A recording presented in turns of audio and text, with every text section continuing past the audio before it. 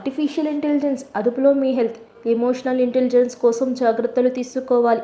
సాంకేతిక పరిజ్ఞానం పెరుగుతున్న వేళ మీ మెదడు మూలికల్లో అనేక మీమాంసాలు, సందేహాలు, నీలినీడలు పెరిగిపోతుంటాయి. భౌతికంగా శారీరక దృక్పథ ఎంతటి బలమైనదైనా సరే కంప్యూటర్ ఫిజిక్స్తో కానీ దాని ఇంటెలిజెన్స్తో పోటీపడి ఆలోచించడం అనేది అక్షరాల అసంభవమని అనుకోవచ్చు. ఈ యుగ అన్వేషణలో ప్రథమంగా పాలద్రోలింది కంప్యూటర్ టెక్నాలజీ, దాని వాడకం.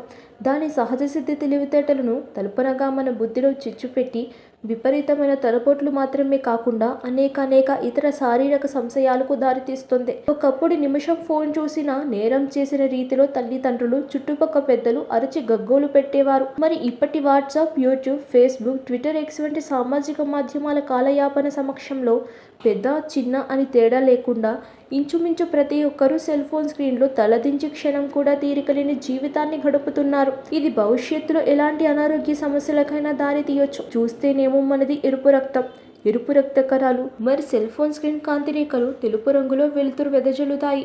అంతేకాకుండా విపరీతమైన విద్యుత్ కాంతి రేఖలను సైతం కంట్లో కుంపటి పెడుతుంటాయి. ఇది ప్రక్షాళనగా ఖచ్చితమైన శారీరక సమస్యలను నువ్వెత్తపోస్తుంది.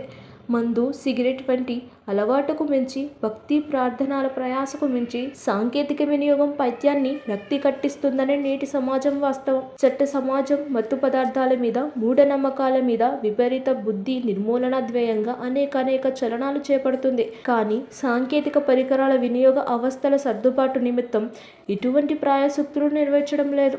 అయితే ప్రతిదీ ప్రభుత్వం, చట్ట సమాజం చెప్పి పూచక్కర్లేదు.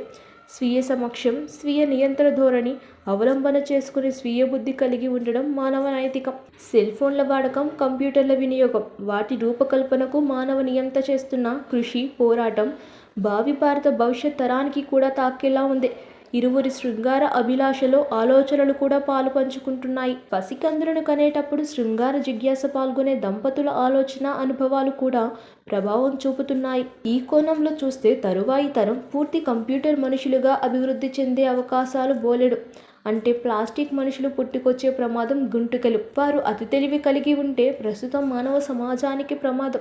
భవిష్యత్ తరం అనారోగ్య బారిన పడితే మానవ చరిత్ర మనుగడకే ప్రమాదం. ఇవన్నీ దృష్టిలో పెట్టుకుని మానవ సమాజం మేలుకోవాలి అనేది వాస్తవ విడ్డూరం. సాంకేతిక పరికరాల అతి వినియోగం వల్ల వచ్చే వేరు గుండె జబ్బులు, మెదడు జబ్బులు, కంటి కలతలు, చెవి చీడికలు, శ్వాసకోశ కల్లోలాలు, చర్మ వ్యాధులు, చేతివాంతులు, రకరకాల పక్షవాతాలు ముందుగానే పసిగట్టి వాటి నియంత్రణకు ప్రక్రియలు ఆచరణలో పెట్టుకోవాలి. ఇదే విషయమై రకరకాల పరిశోధనలు ఊపందుకున్నాయి. స్వయంగా కొన్ని జాగ్రత్తలు తీసుకోవాలి. సాంకేతిక పరికరాల వినియోగంలో కాల పరిమితి నియమించుకోవాలి. పుస్తకాల వాడుకకు మొగ్గు చూపాలి. ధ్యానం వంటి అలవాట్లు అవలంబించుకోవాలి. మిత ప్రయాసగా హస్తప్రయోగం అర్థం చేసుకొని ఆచరణలో పెట్టుకోవాలి. ఒంట్లో ఉద్రిక్తతలు ఎప్పటికప్పుడు బయటకు రప్పించుకోవాలి. ఇందులో హస్తప్రయోగమే ఎందుకు అంటే ఉద్రిక్తతతో శృంగారంలో పాల్గొంటే భాగస్వామి ఆరోగ్యానికే ప్రమాదం. అంతర్జాల అందుబాటులో ఆరోగ్యం పైన దృష్టి సారించాలి. శరీరంలో అవశేషాల గురించి తరచుగా తెలుసుకుంటూ ఉండాలి. సమాజ ఆలోచన ధోరణి ఎలా మారుతుందో తెలుసుకోవాలి. అందుకు తగ్గట్టుగా మార్పుని అలవర్చుకోవాలి. చీకటి చెరలో సాంకేతిక పరికరాలను వాడుకుంటూ ఉండాలి. సాంకేతిక పరికరాల ఉపయోగంలో అవసరానికి శ్రద్ధ చూపకూడదు. సాంకేతిక పరికరాల వాడుకలో మెడ, నడుము నిటారుగా నిలుపుకోవాలి. Bipolar disorder, schizophrenia, hypertension, sense disorders వంటి వింత జబ్బులు వచ్చే ఆస్కారాన్ని త్రుటిలోనే తుంచివేయాలి. సబ్స్క్రైబ్ చేయండి. Please do subscribe to.